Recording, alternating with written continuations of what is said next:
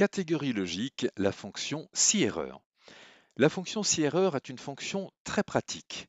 Quelquefois, nos formules, dans certaines situations, peuvent renvoyer un message d'erreur. Grâce à la fonction si-erreur, nous allons pouvoir masquer les erreurs qui surviennent dans ces cas-là. La syntaxe est la suivante.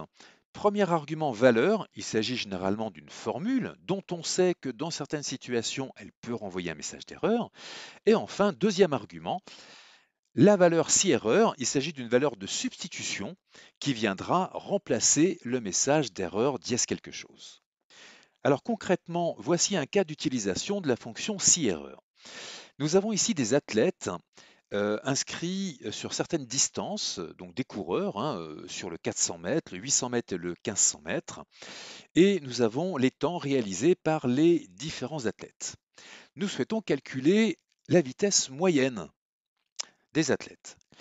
Alors, la distance étant exprimée en mètres et le temps en secondes, je ne peux pas simplement me permettre de diviser la distance par le temps.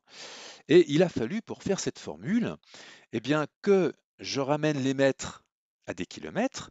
Donc, je divise B2 par 1000, ce qui me donne la distance en kilomètres, et que je divise cette distance en kilomètres par la durée que j'ai elle-même ramenée à des heures, en divisant par 3600. Bon, voilà, donc la formule est en place et elle fonctionne très bien. Sauf que là où je n'ai pas encore les résultats de Sébastien et Sofiane, eh bien évidemment, je vais avoir un message d'erreur. Donc il ne s'agit pas d'une erreur grave. Par contre, c'est une erreur que nous souhaitons masquer.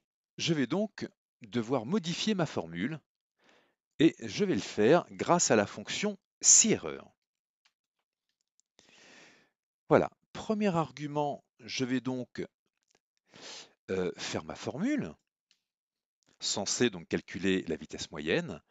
Et deuxième argument, eh bien, dans le cas où cette formule produirait un message d'erreur, je vais dire que le message qui va se substituer au message d'erreur sera un texte vide. Guillemets, guillemets, tout simplement parce que c'est propre.